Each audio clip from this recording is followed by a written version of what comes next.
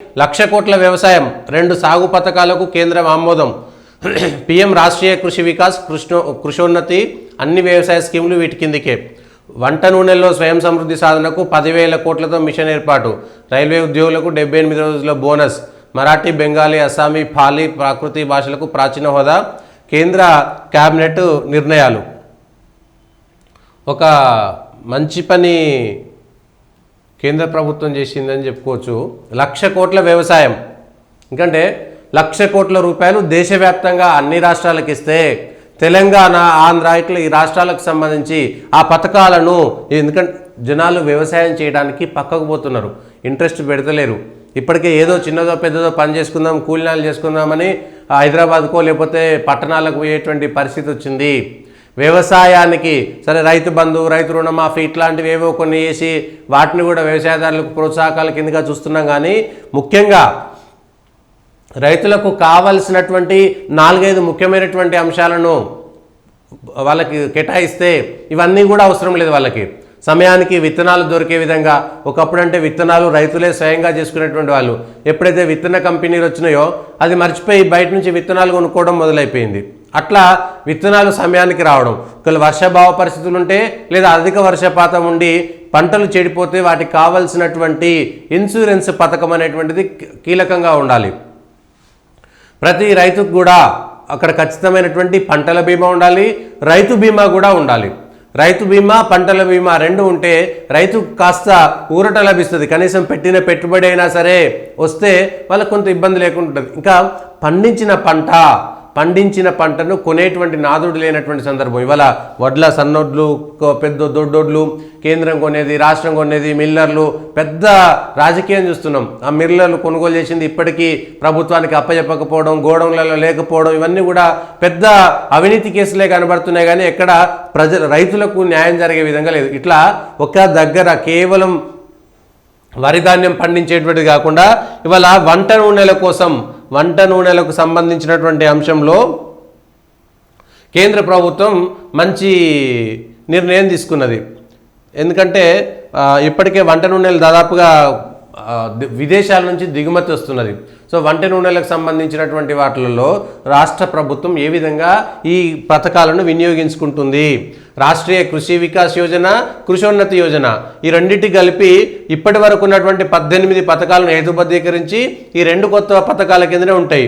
ఈ 2 కలిపి కూడా కేవై, పిఎంఆర్కేవీవై ఈ రెండిట్లలో కూడా ఆహార భద్రత, వ్యవసాయ సమృద్ధి కలిపి 1,13,000 కోట్ల రూపాయలు అమలు చేయనున్నారు. దీంట్లో కేంద్ర ప్రభుత్వం ప్రతిపాదిత వ్యయం 69,000 కాగా రాష్ట్రాల నుంచి 32,000 కోట్లు, 52,000 కోట్లను ఆర్కేవీవై, 44,000ను కేవీ కింద కేటాయించగా పాత 18 పథకాలను కలిపి కొత్త స్కీమ్ల కింద రాష్ట్రాల ద్వారా అమలు చేస్తారు. తద్వారా ఇప్పటికి ఉన్న పథకాల ప్రయోజనాలను కొనసాగించినట్లు అవుతుంది. ఒకే విధమైన 2 పథకాలకు డూప్లికేషన్కి ఇకపై ఉండదు అనేటువంటిది స్పష్టంగా వచ్చినటువంటి అంశం. ఇక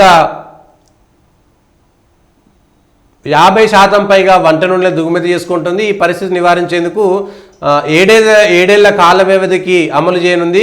ప్రస్తుతం 39 మిలియన్ టన్నులుగా ఉన్న వంట నూనె గింజల ఉత్పత్తి 2030-31కి 70 మిలియన్ టన్నులకు చేరాలని, 40 లక్షల హెక్టార్లలో వంట నూనె గింజల సాగుకు ప్రోత్సహించాలని, వంట నూనె గింజల ఉత్పత్తి పెంపు, స్వయం సమృద్ధి సాధనకు 10,103 కోట్లతో నూనె గింజల మిషన్ ఏర్పాటుకు కేంద్ర కేబినెట్ ఆమోదం తెలిపింది.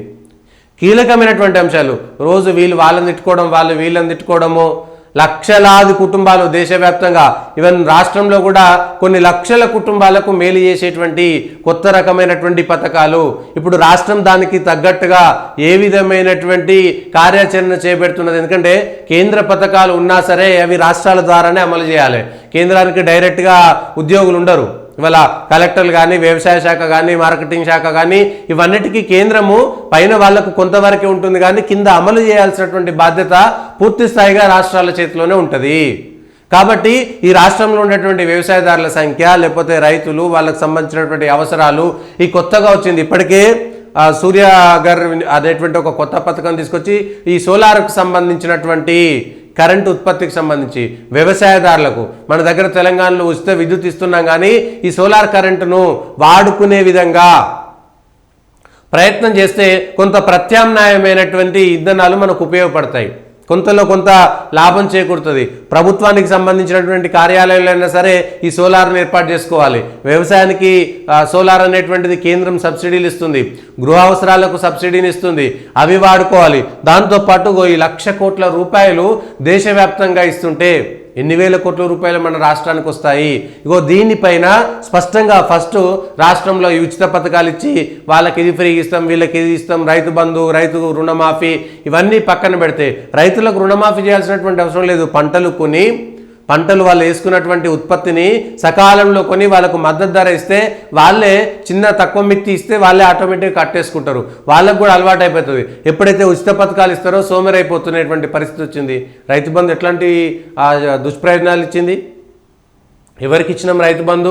పెట్టుబడి సాయం కింద దానికి పద్ధతి పాడు లేకుండా ఎట్లా చేశారు? ఇవాళ రైతు రుణమాఫీ ఇవన్నిటి విషయంలో కూడా సమీక్ష చేసుకోవాల్సినటువంటి అవసరం ఉన్నది. ఇవాళ నూనె గింజల ఏర్పాటుకి ఇప్పటికే పామాయిల్కి సంబంధించి కేంద్ర ప్రభుత్వం ద్వారా చాలా ఎక్కువ మనకు సబ్సిడీ వస్తుంది. రైతులకు ప్రోత్సాహకాలు, ముఖ్యంగా రైతులకు సంబంధించినటువంటి కూలీలకు సంబంధించి అంశం, కూలీలు వ్యవసాయ పనిముట్లకు సంబంధించి ట్రాక్టర్లు కానీ లేకపోతే వివిధ వ్యవసాయ యంత్రాలు కానీ వీటికి సంబంధించినటువంటి విషయంలో రాష్ట్ర ప్రభుత్వము జాగ్రత్తలు తీసుకుంటే ప్రతి ఒక్కరికి ఉపయోగపడుతుంది. రాష్ట్రంలో ప్రతి ఒక్కరికి ఈ అంశం పైన అవగాహన తీసుకురావాలి. కేవలం వరి ధాన్యమే కాకుండా ప్రత్యామ్నాయ పంటలు రాష్ట్రంలో, ఎందుకంటే కేంద్రం ఇవాళ ఉల్లిగడ్డల ఎగుమతిని నిషేధించింది, లేకపోతే ఉల్లిగడ్డల ఎగుమతిని అనుకూలించింది అనుకోండి, దాని ప్రభావం రాష్ట్రాలపైన పడుతుంది. గోధుమల ఎగుమతిని వాళ్ళు ఓకే చెప్పారు అనుకోండి కేంద్ర ప్రభుత్వము, రాష్ట్రాల మీద కూడా ప్రభుత్వం ఉంటుంది. ధాన్యం ఎగుమతికి దిగుమతులకు సంబంధించినటువంటి అంశం పైన ఆ రాష్ట్రాలు అంటే ఏ సంవత్సరంలో ఏ ఎగుమతులు వ్యవసాయానికి సంబంధించినటువంటి పంట ఉత్పత్తుల ఎగుమతులు దిగుమతులు ఏమేం చేసుకుంటున్నాం అనేటువంటిది కేంద్ర ప్రభుత్వం ఉన్నటువంటి వ్యవసాయ శాఖ అధికారులతోటి వ్యవసాయ శాఖతోటి రాష్ట్ర ప్రభుత్వం సమన్వయం చేసుకుంటే వచ్చే 10-12 నెలల పాటు ఎట్లాంటి అవకాశాలు ఉండొచ్చు, వేటి మీద ఎగుమతి సుంకం ఉండొచ్చు, వేటి మీద దిగుమతి సుంకం ఉండొచ్చు, తద్వారా రాష్ట్రంలో ఉన్నటువంటి రైతులకు ఏ పంటలు వేస్తే బాగుంటుంది అనేటువంటి ఒక సూచన చేయొచ్చు.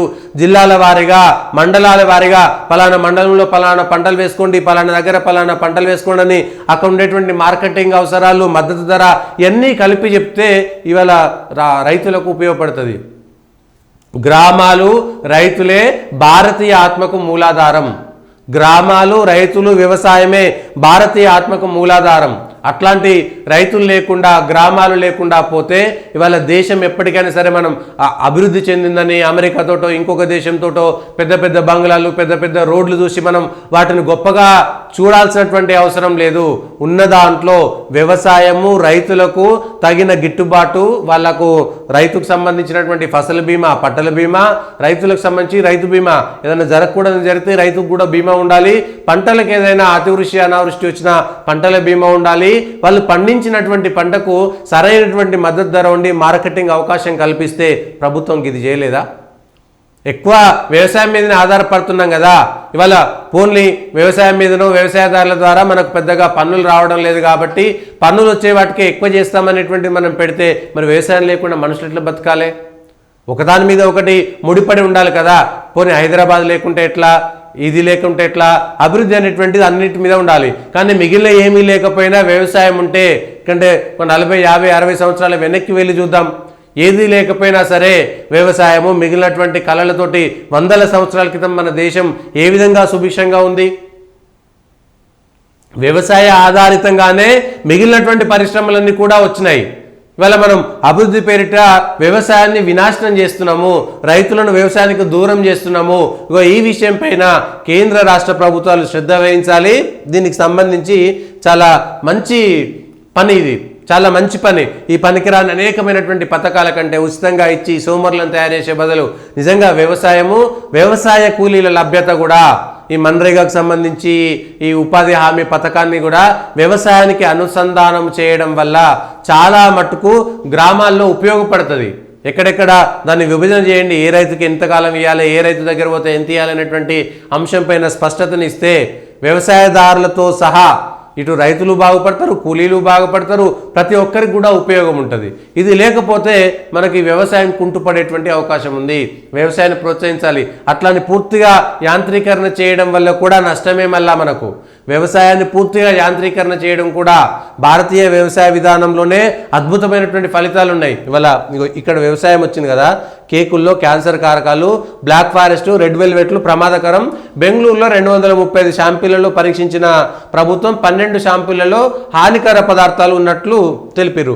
కాటన్ క్యాండీ, గోబీ మంచూరియాలో ఉండేటువంటి రోడమైన్ బి వంటి కృత్రిమ రంగుల్లో వెల్వెట్ కేక్ బాక్స్లను చూస్తే మనం నోరూరుతుంది కదా. 12 కేకు శాంపిల్లో క్యాన్సర్ కారక పదార్థాలు ఉన్నట్లు గుర్తించారు. రెడ్ వెల్వెట్, బ్లాక్ ఫారెస్ట్ కేకుల్లో ఉండేటువంటి కంటికి ఇంపైన రంగులు ఆరోగ్యానికి హానికరమని, వాటిల్లో అల్లూరా రెడ్, సన్సెట్ ఎల్లో, ఎఫ్సిఎస్, ఫోన్సే, ఇదేదో 4R, టాట్రాజన్, కార్మైన్ వంటి రంగుల వాడవద్దని హెచ్చరించింది. చూసిరా, వ్యవసాయము భారతీయతతో కూడుకున్నటువంటి వ్యవసాయంలో ఏ రోజు కూడా పురుగు మందులు కానీ ఇతరత్ర ఈ మందులు కానీ లేకపోతే ఏవైనా డిఏపీలు, యూరియాలు ఇవన్నీ వాడి అవి ఉత్పత్తి పెంచుతున్నాయని మనం అనుకుంటున్నాం. కానీ ఆర్గానిక్ వ్యవసాయం ద్వారా కూడా ఉత్పత్తి పెంచుకొని మన దేశ అవసరాలకైనా సరే చేసుకొని ఇక్కడ ఉండేటువంటి వాళ్ళకు ఉపయోగపడంగా చూసుకోవాలి. మనం అభివృద్ధి చెందిన అనుకుంటున్నాం. ఇలా కేకులు తింటే క్యాన్సర్ వస్తుందట. ఏం చేయాలి మరి? ఇవాళ మూసీ నది పక్కన ఉండేటువంటి కూరగాయలు తిన్నా కూడా ఇవాళ క్యాన్సర్ వస్తుంది. ఎందుకు రాదు? మూసీ నదిలో మొత్తం మురుగునీరే. మురుగునీరు అంటే మామూలు డ్రైనేజీ నీళ్ళు కూడా కావు, మొత్తం కంపెనీల నుంచి వచ్చేటువంటి రసాయన వ్యర్థాలతో నిండిపోయింది. ఇవాళ ప్లాస్టిక్, దేశాన్ని మనం నాశనం చేసుకున్నాం. ప్లాస్టిక్ అనేటువంటిది గొప్ప ఇన్వెన్షను, ఇంత గొప్ప కనుగొన్నటువంటి అంశం ఇంకెవ్వరూ చేయలేరు అనుకున్నాం. ఇవాళ ప్లాస్టిక్ వల్ల దేశాలు మొత్తం, సముద్రాలు మొత్తం నాశనం అయిపోతున్నాయి. ఆ ప్లాస్టిక్ ఉత్పత్తి వల్ల ఇవాళ మనం నష్టపోతున్నామా? 500 సంవత్సరాలు, 500 మిలియన్ల సంవత్సరాలు కూడా ప్లాస్టిక్ మనకు భూమిలో కరిగిపోదు. మరి ఏం చేయాలి? ఇదంతా జీవ వైవిధ్యం ఏ విధంగా దెబ్బతింటుంది? మనం అభివృద్ధి అనుకున్నటువంటి ప్రతిదీ కూడా మన వినాశనానికే దారి తీస్తున్నది అనేటువంటి విషయాన్ని ఒక్కసారి గుర్తు చేసుకోవాలి. అందుకే మళ్ళీ మనకు వెనక్కి వెళ్ళి పూర్తిగా భారతీయ విధానంలో, భారతీయ విధానం అనేటువంటిది ప్రకృతి సౌందర్యంగా, ప్రకృతి ప్రేమికంగా, ప్రకృతితో అనుసంధానంగా ఉండి ఏ ఒక్కటి కూడా ప్రకృతికి వ్యతిరేకంగా లేదంటే ప్రకృతి నాశనానికి కారణమైనటువంటిది ఏదీ లేదు. ప్రతిదీ కూడా తిరిగి ప్రకృతిలో కలిసిపోయేదే ఉంది. ఇవాళ మనం అభివృద్ధి చెందుతున్నాం, అభివృద్ధి చేస్తున్నటువంటి అనేకమైనటువంటి కొత్త ప్రయోగాలలో కొత్త ఉత్పత్తులన్నీ కూడా ప్లాస్టిక్ లాంటివి కానీ మిగిలినవన్నీ కూడా వినాశనానికి మాత్రమే దారితీస్తున్నాయి. ఈ విషయాలను మనం గుర్తుపెట్టుకోవాలి. అందుకనే వ్యవసాయాన్ని ప్రోత్సహిస్తున్నటువంటి కేంద్ర ప్రభుత్వ ఈ 2 పథకాలకు మిగిలిన అన్నింటినీ కూడా ఒకే దాంట్లోకి, ఒకే గొడుగు కిందకు తీసుకొస్తున్నారు. 2 పథకాల ద్వారా మొత్తం అన్ని పథకాలు ఇప్పటిదాకా ఏమి ఇస్తున్నారో వాటి ద్వారానే తీసుకెళ్తున్నారు. ఇది మంచి ఆలోచన. రాష్ట్రాలు వాటిని పకడ్బందీగా తీసుకొచ్చి ఇది కేంద్రం ఇచ్చింది కాబట్టి మాకు సంబంధం లేదు, రాష్ట్రం ఇచ్చింది కాబట్టి మాకు సంబంధం లేదు అనేటువంటిది కాకుండా కేంద్ర రాష్ట్ర ప్రభుత్వాలు మనమంతా భారతీయులము, మనమంతా ఈ దేశ ప్రజలం అనేటువంటి విషయాన్ని మర్చిపోతే కష్టం. ఈ దేశ ఒకటే అనేటువంటి విషయాన్ని మర్చిపోతే కష్టం.